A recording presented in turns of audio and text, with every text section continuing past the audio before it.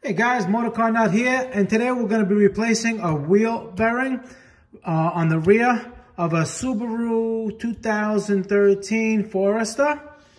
All right, this is the whole assembly right here. It's not that hard to replace. Got the car right here. What you're going to do is take the wheel off. It's 19mm lugs. You take all 5 of them off. Okay, you're going to have the caliper. In the back, there's going to be 2 14mm bolts, okay, that go here and there. Okay, you take the caliper out of the way, you hang it out of the way, and that's where we are right now. And now what you're going to do is, if you notice, there's going to be 2 little screw holes here. All right, you're going to get some kind of a bolt, maybe I think it's an 8mm or 6mm, and you screw them in. And what this is going to do, it's going to screw into the hub itself and pull out the rotor.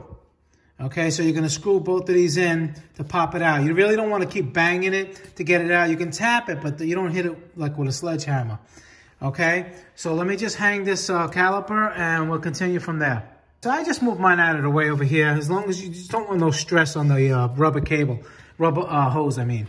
Okay, the center bolt over here, you have to take that out. I did it with an 1¼ inch socket. If you don't have an impact socket, you can put the wheel on the ground, take the center cap off, and, you know, break it loose before you lift it up in the air. All right, now I'm going to evenly torque down these bolts. Not torque them down, tighten them down to pull off the brake rotor. Let me show you.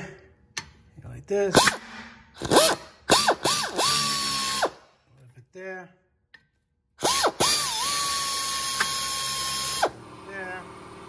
And you just keep doing it, just basically until it seats, and then you just take the rotor off. So after you get the rotor off, now is a good time to check your brakes, your shoes for the emergency brake, see if they're in good condition. All right, now what we're gonna do is take off the shoes themselves. You have springs, just if you're not sure where they go, just mark them, and you put them exactly where they go. Okay, you have this one is on the outer one.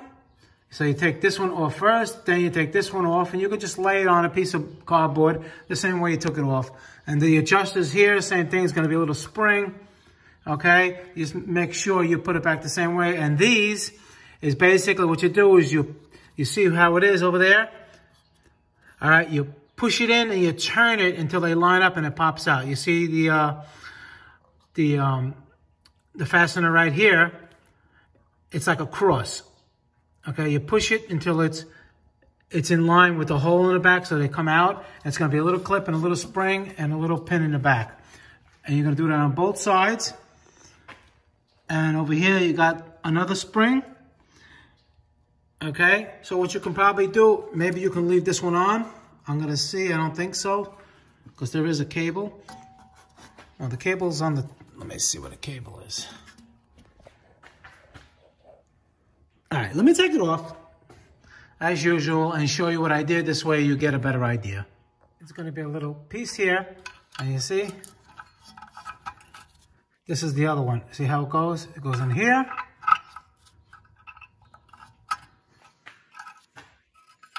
Like this.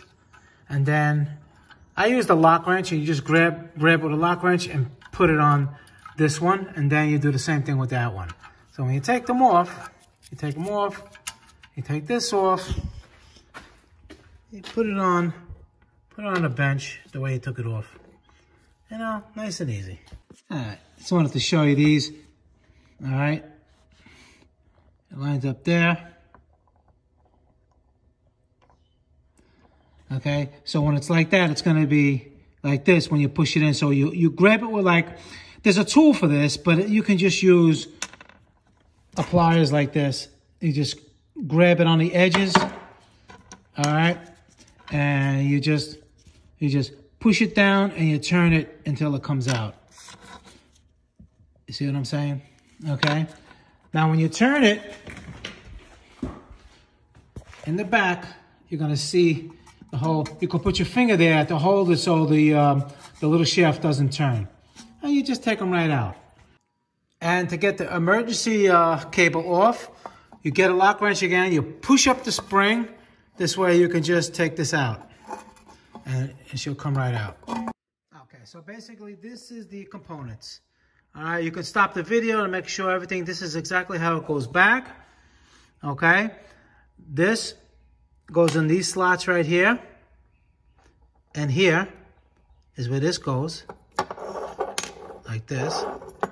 Okay, and this one goes in here and in here. And this spring is on the bottom. Okay, so that's basically the anatomy of the rear parking brake. And now we can take the hub off. Actually, like I said, take this bolt out. And these are 4 of them, 14 millimeter in the back. Let me go on the back and show you.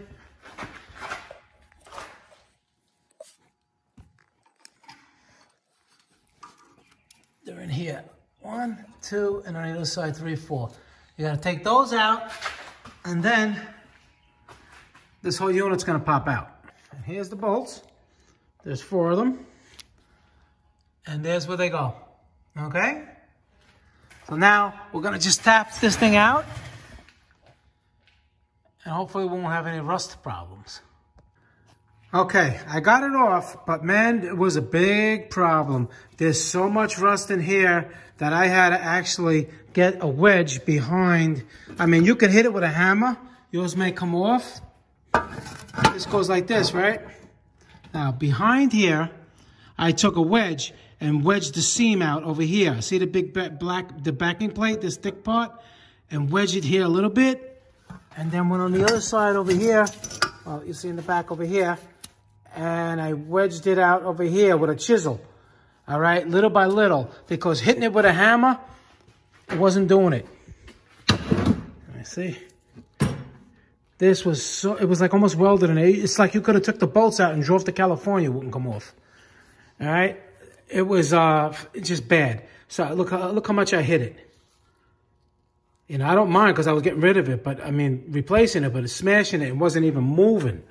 All right, so if you do come across that problem that it doesn't come out that easy, what you do, the backing plate goes here, you wedge something in here. I use the air chisel, like this, an air chisel. And what I did, I got it behind there, went a little bit here, at a time, a little bit here, and a little bit here, and little by little it came off, and then I tapped it out.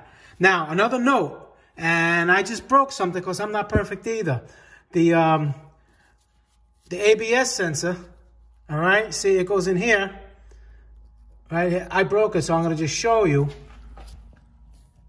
is that, well, it doesn't go like that. This thing in more, if you can see, it's gonna hit when you take it out. Anyway, it hits and it broke. Look at that. It cracked open. So now I have to spend another $30 to get this. So what you just do, take out the 10 millimeter and just take it out before you pry off the backing plate with the bearing. All right. Now what you do is you get sandpaper and, sand all in here. It'd be a good idea to put a little grease too. So if you ever have to replace it again, it won't be like a nightmare. Okay. The same thing with the backing plate over here. You sand over there, nice. And then you reinstall it. So what I'm going to do now is I'm going to put the backing plate on, the bearing, put it in, and put the 4 bolts, and then we're going to take it from there. And when you put the bearing on, it only goes one way. You can't turn it upside down. All the bolt holes won't line up. So you're going to, before you hammer it home, don't think it goes on, both ways. It doesn't. There's a top and bottom. So they all line up. So make sure they all line up before you start screwing it down, okay? And another side note is you don't have to if you're not comfortable taking off all the hardware for the emergency brake, you can leave it on here on the backing plate. I take it off because, 2 things. You learn how to take it off. And if something's wrong with it or you want to replace it, like that one is a little old, you can replace it right now. It's the best time to do it, and you learn. But if you don't want to touch it, you're not in the mood, you don't have time, you can take it off, but like, I don't recommend it because you're going to be hitting this with a hammer. You don't want to smash anything. So it's up to you. Okay, I just wanted to let you know that part. Okay, when you reinstall it, reinstall the one with the cable on the bottom. Okay? You put the pin in the back, the spring, the cup, and you turn it until it's sideways like that. Okay, so now you have it on. You make sure it's like this. And now we're going to take this piece, the adjuster. Don't turn it. If your brakes are fine, don't turn it.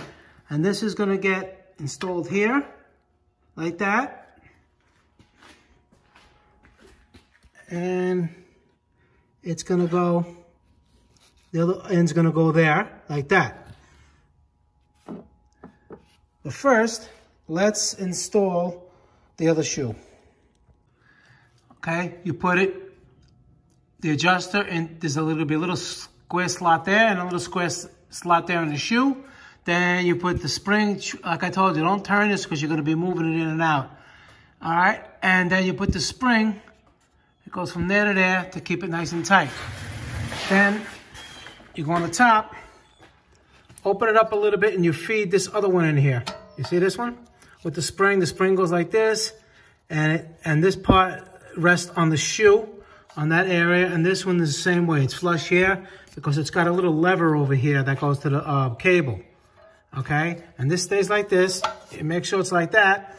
And now what we're gonna do is, if you remember, we got this triangle spacer that goes like that. All right, then we're gonna put one spring from here to here, and then the other spring from there to there. And then we're gonna put the rotor on. Now make sure that when you put the nut on, all right, you smash it down in the crevice here so it doesn't spin off, okay?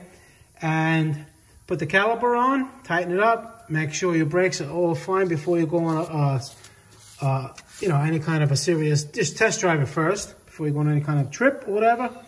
Now, let's say you want to adjust your brakes. Here's a little quick tip. There's a little rubber thing right here, right? It's right here. You put it at the 6 o'clock position, and you remember the little adjustment that you installed with the little wheel, and that's how you do it. That's how you can adjust it, and but you still got to take off the wheel. But you can adjust them if you want to adjust your brakes in the back before you put the wheel on. All right? So that's basically it.